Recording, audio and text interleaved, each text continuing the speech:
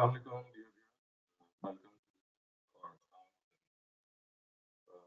Just about the Quranic words that we will study. Two verses, 5 and 1. And these are taken from Surah number 16. So let me read out these verses for you. ادعو إلى سبيل ربك بالحكمة والموعظة الحسنة وجادلهم بالتي هي أحسن ربك هو أعلم بمن ضل عن وهو أعلم بالمهتدين وإن عاقبتم فعاقبوا بمثل ما عوقبتم به ولئن صبرتم لهو خير للصابرين. Call people to the path of your Lord with wisdom and sound advice, and debate with them in the most sensible way. Indeed, your Lord best knows those who stray from his path and those who are rightly guided. And if you seek revenge, let it be proportionate to the wrong you have suffered. And if you exercise patience, then this is the best way for the patient. So, dear viewers, as you can clearly see that these verses of the Quran have a very, very important message to give us. And they tell us that just as we are aware of a lot of good things, a lot of basic facts we would like to communicate to other people, but this communication has to be through a lot of prudence, a lot of wisdom. Because when you communicate something that you'd like to communicate to others, it cannot be in raw form. It has to take into account the the person and his circumstances to whom you'd like to convey what you need to convey. So, believers and true believers are those when they preach, when they talk about good things, they always give true benefit of the doubt to the others. Not only that, but at the same time, they wait for the opportune moment. And unless that opportune moment arrives, they do not have that word of counsel coming out of their mouths. So prudence, wisdom, and sanity must prevail. Whenever you'd like to communicate anything which is good to your mind, and of course, here it relates to all those universal truths that all of us hold dear. But we have to wait for the opportune moment. We must not hammer a truth. So there are certain things that perhaps we need to understand. The first of them is that we must not be repetitive in this regard. You see, repetition is something which, of course, is very disturbing for the other one. Imagine yourself in their shoes, and you find out, and when you receive repetitive advice from other people, you get irritated. Similarly, advice has to be at the time when the other person is willing to listen to you.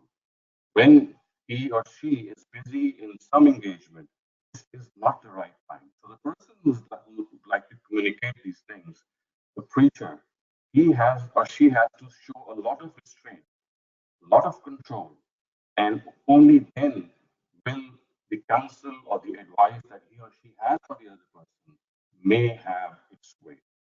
And look what the verse says ahead. It says, وَجَادِلْهُمْ بِالَّتِي هِيَ أَحْسَنُ, and debate with them in the most sensible way. So, this actually means that you must reason out whatever you have to communicate to the other person. Don't impose yourself on other people. If you impose yourself on other people, and of course, if you forcefully say whatever you have to say, it will be counterproductive. So, what you need to do is debate with them in the most sensible way. Discuss things with them, reason out with them, tell them why the Almighty wants us to follow certain things. So, this is one of the biggest mistakes that we often make as Muslims without realizing that the other person, and this is especially true in the case of our children, we don't actually reason out with them, we enforce our views on them. Whereas the Quran tells us that we have to discuss and debate everything so that the other person is like a revelation to that person. He or she understands why the Almighty wants us to do something and to abstain from certain things. وَجَادِلْهُمْ بِالَّتِي هِيَ أَحْسَنُ is something that we have to keep in mind every time that we have to say something. And as we go along, we will inshallah come to know and we have been discussing this in previous sessions as well, that each and every directive of religion, of the Quran, is based on sound reasoning. So it's just a question of discovering that reasoning and communicating it. And it will also cement our own relationship to the Almighty. When we come to know that what we are being told is something which is so logical, which is so rational, that our own inner self actually relishes when it sees these arguments. So it is of paramount importance that we, for our own selves, educate ourselves on on this reasoning and these arguments of religion. And then the verse says, "Inna rabbaka huwa a'lamu biman dhalla an sabilihi wa huwa a'lamu bil muhtadin." Lord, your Lord best knows those who stray from his path and those who are rightly guided. So leave it to the Almighty as far as guidance and misguidance is concerned. This is what we are told repeatedly in the Quran. Our job is just to communicate. Our job is to convey the message in a sensible way, in a cogent way. And as far as providing guidance is concerned, this is solely the domain of the Almighty. Look what the Almighty has said at one place in the Quran to the Prophet. It says, "Innaka la tahdi man ahbabta." Says a prophet, you cannot give guidance to those whom you love or you like or who you have an inclination for. It is only God who gives guidance. As far as your job is concerned, it's to present religion in the best way. So this is how we should also follow suit. We must always think that whenever we have to communicate, whatever we have to communicate, it should stop there. We should not actually indulge in finding out whether the person has been guided or not guided, because this is not our domain. This is God's domain. And only He knows who are rightly guided. So the verse says, "Who are a'lamu bil muhtadin." He best knows who are the rightly guided. We just cannot peep into the hearts of people and find out what and where they stand. And then look what the verse says. It says, وَإِنْ عَاقَبْتُمْ فَعَاقِبُوا بِمِثْلِ مَا عُوقِبْتُمْ بِهِ. And if you seek revenge, let this be proportionate to the wrong you have suffered. وَلَئِنْ صَبَرْتُمْ لَهُوَ خَيْرٌ لِلصَّابِرِينَ. And if you exercise patience, then this is the best way for the patient. So we have been given this right to seek revenge commensurate to the harm we have suffered. This is something which has been given to us. It's, it's like a right that we have. But look what the Quran urges us to. It says, وَلَئِنْ صَبَرْتُمْ لَهُوَ خَيْرُ الصَّابِرِينَ. You show patience and forgive that person, then God is with. It is better for people who are patient, and this is the best way for those who are patient. So, the way out for us has been described very clearly in this verse, in the last part of this verse. And of course, while we are doing our work and while we are conducting our lives in the manner that we do, there are instances when people we suffer jealousy, we suffer wrongs, we suffer hate, we suffer a lot of malice at times.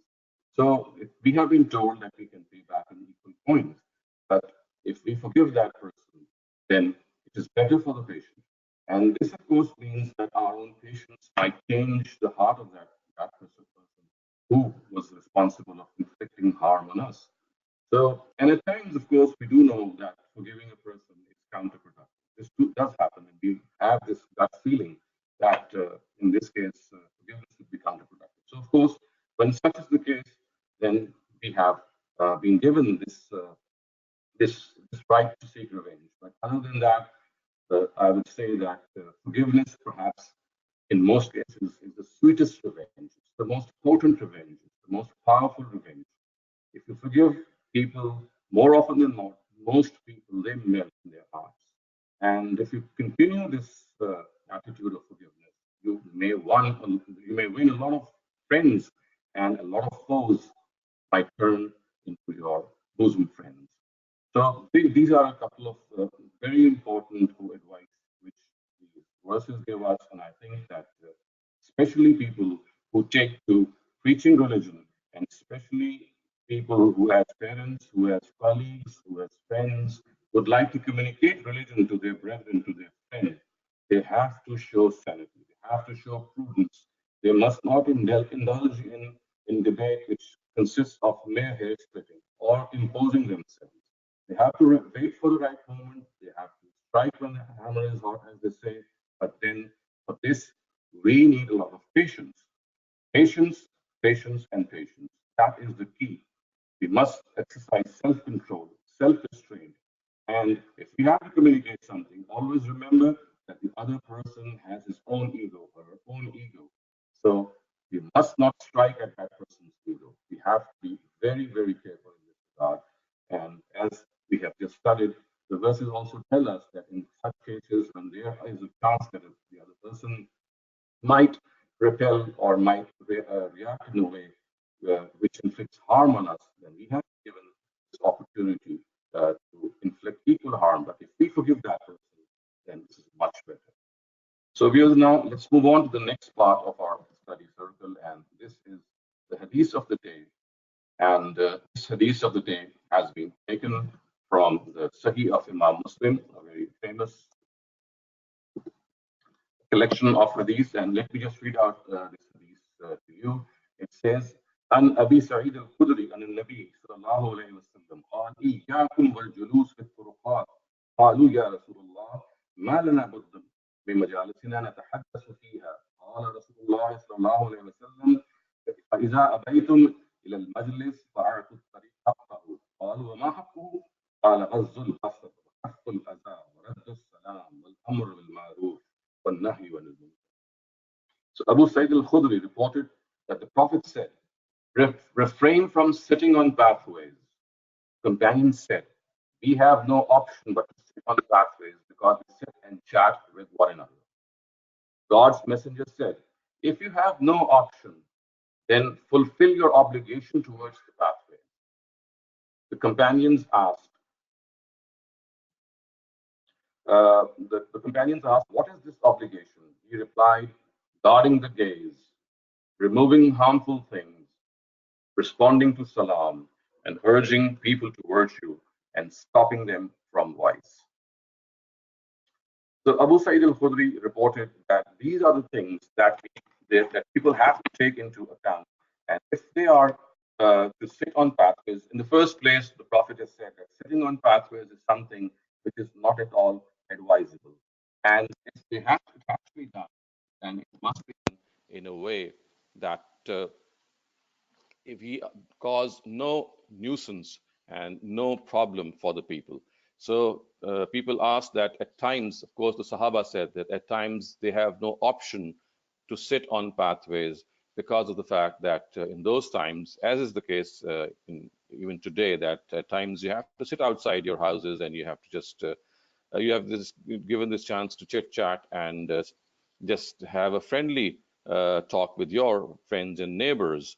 So the Prophet said that if there is a need to sit on the pathways and you have no option, then there are certain things that they must exercise in this case. And the first is that you have to guard your gaze.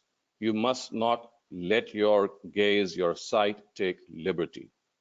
Because, of course, when we sit on pathways, we do see people coming and going. And in this case, we must not bother people. We must not stare at them, especially staring at their physical attributes. So we have been given this strong advice that in the first place, we should not sit on pathways. We should refrain from sitting on pathways because, of course, when people come and go, they feel this discomfort when they see people staring at them, looking at them while they are walking about. So the Prophet said, if this is essential, then you have to guard your gaze, guard your eyesight from taking undue liberty. And the second thing he said that you have to sit on pathways is then you must remove harmful things from that path. Of course, this is just a common knowledge. When we sit on pathways, there are a lot of stones and pieces of rubbish, etc., that we find. So the Prophet said, okay, if you are forced to sit on pathways, then the second thing that you must do is that you please remove all these harmful things which can cause a problem for people. And then it says that you should say salam to people and respond with salam, of course, and urge people to virtue and stop them from vice, which, of course, this is a society, remember yours, which is a tribal society. This is a society in which most people knew each other. When they would walk about on the pathways, people and people would sit on besides those pathways, they all knew each other. They were ones who were actually well aware of their surroundings. It was not just the neighborhoods of today. They were these very, very closely associated neighborhoods. So the Prophet said that if you have to sit outside, then if a chance comes to say something good, you have to say it. And if a chance comes to stop someone from doing something bad, you have to do so. Of course, waiting for that opportune moment, and of course, exercising prudence, as we have just discussed. So I would say that this hadith is an eye opener for us in today's society, when sit-ins are common, when obstructing ways are common, when we block the ways of people, we don't let them proceed in their normal routines. This is something which is really disturbing and careful. We have to realize that we might have something to say, but it must not be at the expense of the convenience of other people. People must not at all feel bothered in any way. So all these sit-ins that we today witness in many parts of the world, mostly, especially in third world countries, they have to keep in mind that protesting is their right, protest is their right, but of course, this has to be done in a way in which it should not disturb the normal lives of people. And look what the Prophet has further said, that if at all you have to sit on pathways, then you must not stare at the opposite gender. Of course, and you have to be so careful that if you find things littered about, just pick them up so that the people who are pedestrians, for them, it does not cause any problem. And you have to respond to salam, and you have to say what is right, and you have to forbid what is evil. Again, uh, considering the fact that we are people who live in a society in which we know each other. So with these words, let's move on to the third part of our study session, and this is the Bible verse of the day. This has been chosen, dear viewers, from the Proverbs. And you know, the book of Proverbs was authored by King Solomon. He was the son of King David, who's called Dawood in the Quran, and Suleiman, of course, who's uh, what we know him of through the Quran. The Solomon is Suleiman, and David is Dawood. So the book of Proverbs is a book in the Bible which consists of pieces of advice which have been given by Solomon, and it has been named as the book of Proverbs because these pieces of advice are in the form of proverbs and in the form of adages, so that they become something which is very clear to us. So this is a passage that I'm going to read out from the book of Proverbs. It's the fourth chapter, and I'll read out verses 1 to 27, and you'll see how the Prophet Solomon has made it amply clear. And these particular passages actually address his sons, and this is how he advised them in many matters. So just let me read out these verses to you. This title that I've given these passages is, of course, my own. It says that acquire wisdom at any cost. That wisdom is the basis of your dealing. You see, a person who is wise is a person who is bound to succeed in life. A person who is wise is a person who solves problems, is a person who lives in the hearts of other people. He is a person to whom we look up to, and we can come to him and seek his advice. So listen to this, how the Prophet Solomon has actually told his sons to acquire wisdom. It says, give ear, my sons, to the teaching of a father. Give attention so that you may have knowledge, for I give you good teaching. Do not give up the knowledge you are getting from me, for I was a son to my father, a gentle and only one to my mother. And he gave me teaching, saying to me, keep my words in your heart, keep my rules, so that you may have life. Get wisdom, get true knowledge. Keep it in memory. Do not be turned away from the words of my mouth. Do not give her up, and she will keep you. Give her your love, and she'll make you safe. The first sign of wisdom is to get wisdom. Go give all you have to get true knowledge. Put her in a high place, and you'll be lifted by her. Of course, these pronouns her refer to wisdom. She will give you honor, and when you give her your love, she will put a crown of grace on your head, giving you a headdress of glory. Give ear, O my son, and let your heart be open to my sayings, and long live and long life will be yours. I have given you teaching in the way of wisdom. guiding your steps in the straight way. When you go, your way will not be narrow, and in running, you will not have a fall. Take learning in your hands. Do not let her go. Keep her, for she is your life.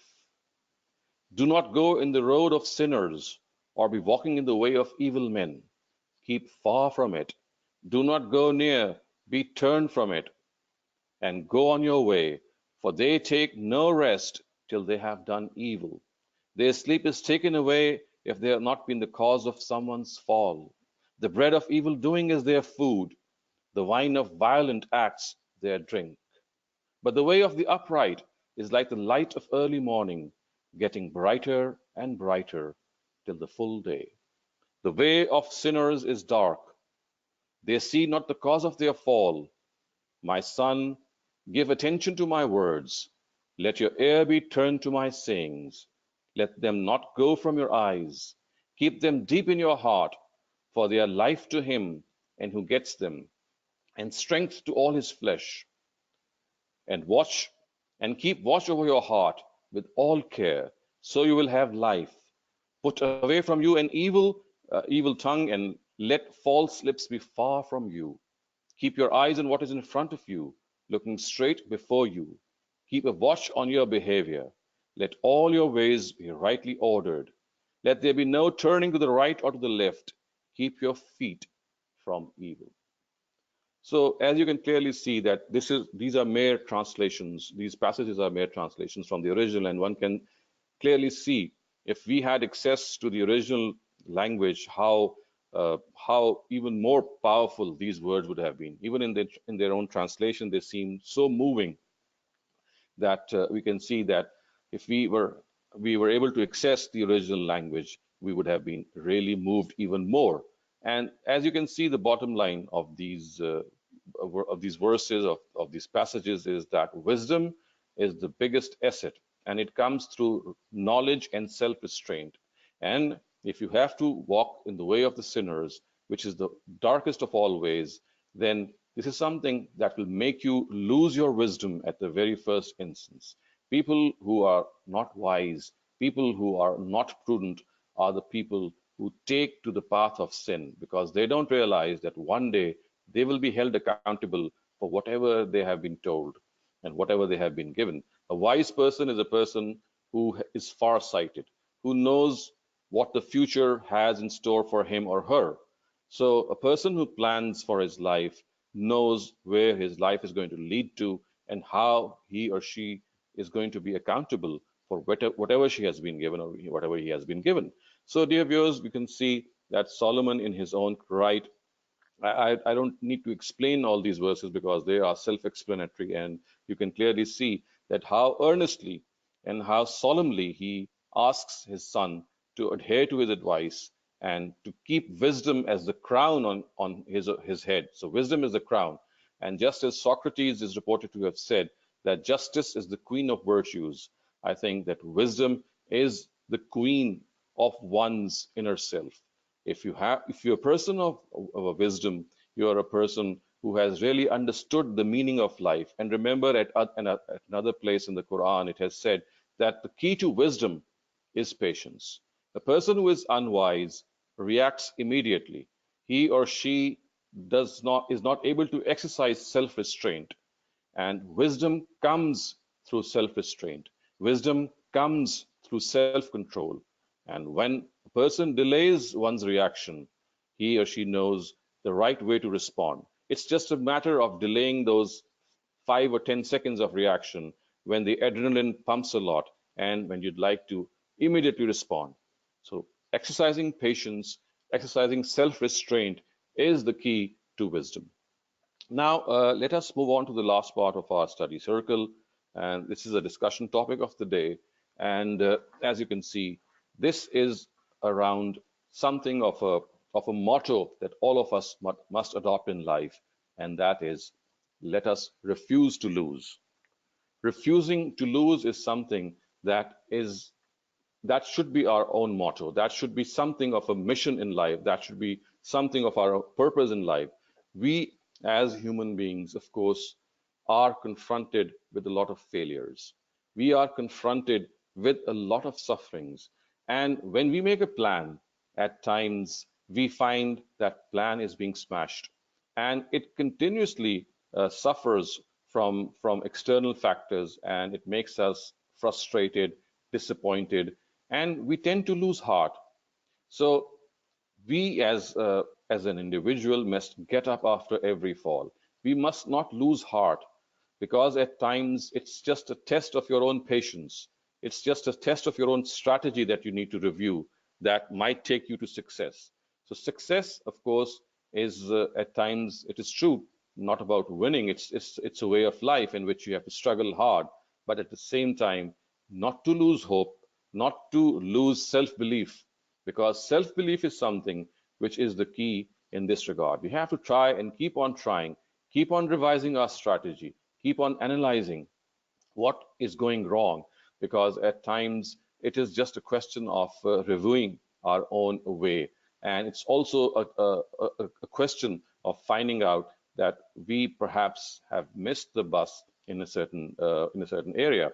So planning and replanning, focusing on things, trying again, finding out new vistas, thinking out of the box. That's another thing. You see, people who refuse to lose, they think out of the box.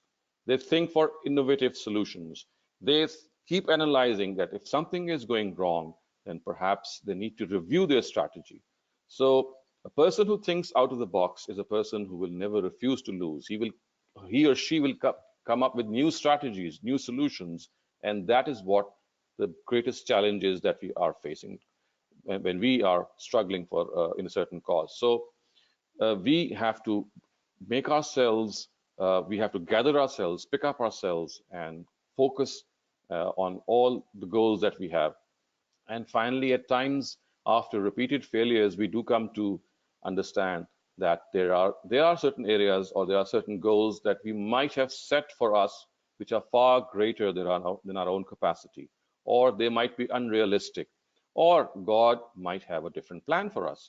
So in all such cases, we have to see the hand of God in our failure as well.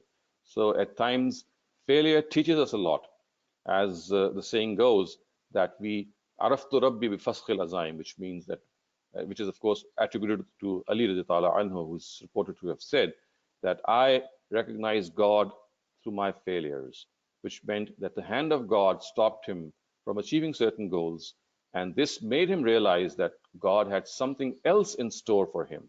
So this does happen, that when you refuse to lose, uh, but if this loss is continuous and you get this gut feeling that there's something else that needs to be done, or maybe God's will is different, then you have to see that hand of God, that He has something else in store for you, and that something else might be the key to a big or a huge success. So with these words, viewers, we come to an end to our study circle. We have discussed the Quranic verses, some Quranic verses. We have discussed the Hadith. We have discussed some passages from the Proverbs of the Book of Solomon, and we have discussed this, I would say, a motto in life, that we should not refuse to lose, and we should always fight and keep on fighting.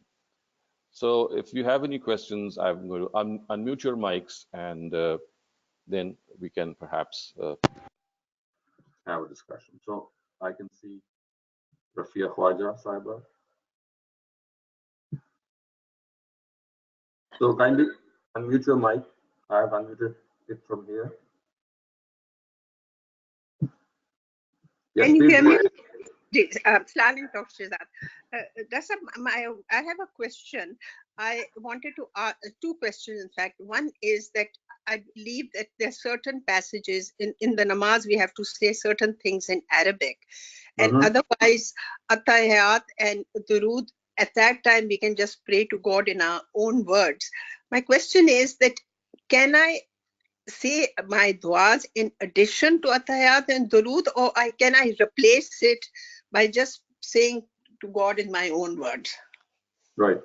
So as far as sitting Sayyad is concerned, the Qarda, which is technically its name, you can spray anything that comes to your own mind, even in your own language. So it could be the supplications which are mentioned in the Quran. It could be supplications which are mentioned in Hadith. It could be supplications or prayers which come to your own heart in your own language.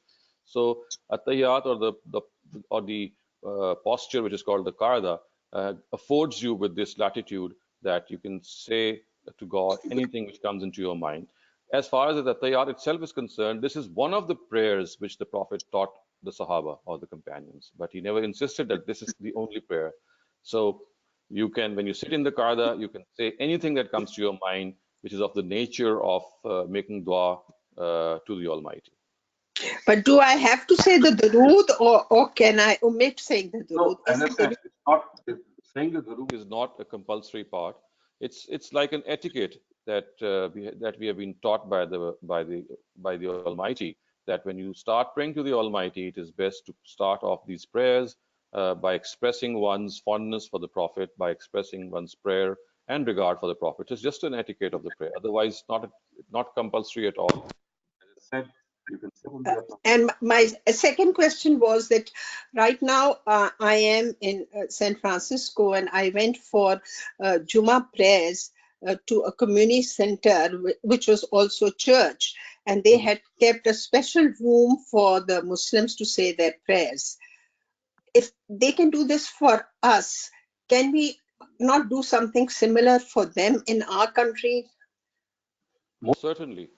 I think I have narrated this incident earlier on in one of our sessions that once a delegation of Christians from Najran came to visit the Prophet, and this happened in Medina, and the Prophet held the discussions in the mosque. And there was a time when these Christians said that we'd like to break away and take a small break from this discussion and like to pray and go outside. And look what the Prophet said. He said that you don't need to go anywhere.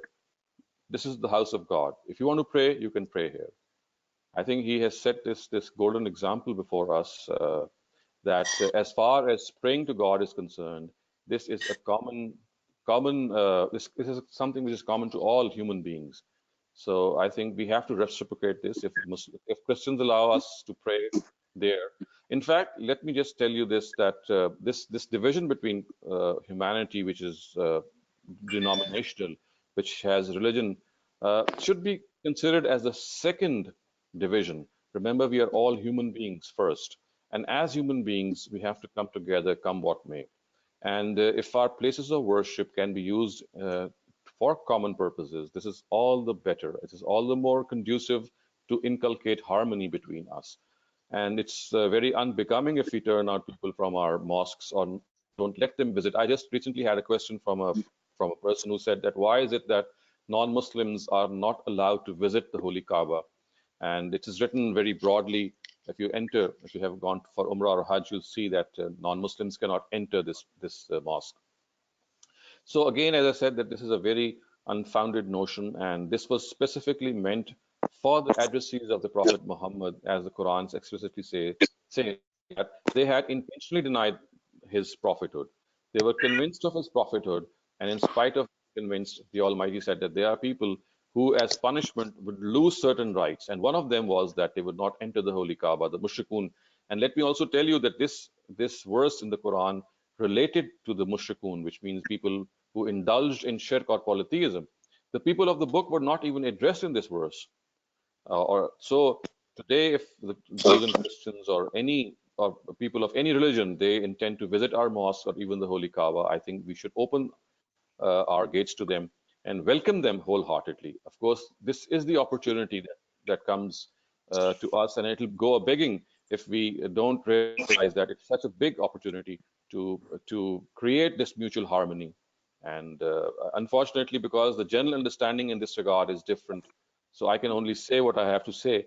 But I'm sure that Muslims at large, at this instance, they have a different view, and we can only say and tell them that they have to revisit some of these views, and uh, and that's all. So that's what I can say to you theoretically. But of course, the law which is there in Saudi Arabia is going to prevail, and of course, at our mosques, or any other place, which you can, your committee of the mosque allows you to do so. There is nothing which hinders doing this as far as religion is concerned?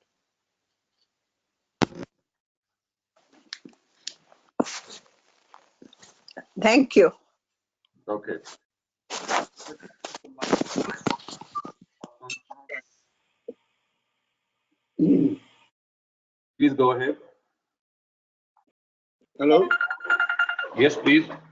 Assalamu alaikum, Dr. Saab. Walaikum salam. I just wanted to let you know that we had a lot of trouble with the sound. Last Mhm. week, we did not hear you at all. And this present presentation also, the first 13 minutes, there was very broken sound. So is Okay. there any way that you Uh-huh. can do a sound check before you start your session? Okay, I'll do Because that. otherwise, Uh, we don't know I did. what's going on, but Right, we cannot communicate with anybody. right, And is right, there a number that we could call and let you know that we right. are having this problem? So this actually perhaps has happened because there used to be formerly a person who would be there to check on, and for the last couple of sessions, that person is busy and is no longer there. I think I'll ask that person that he should make this voice check, this sound check, because I have received complaints from other people as well that the sound was very poor or totally missing. So Yeah. this is something wrong somewhere. Inshallah, we'll locate it this time, and I hope that it doesn't happen the next time. We'll start with a sound check, as you said. I think it's a very good idea. I'll start off by asking you people, and Yeah, because we really don't have any way to communicate with you. right, If there was any right, email, any number that we right. could at least let you know that we are having some problem.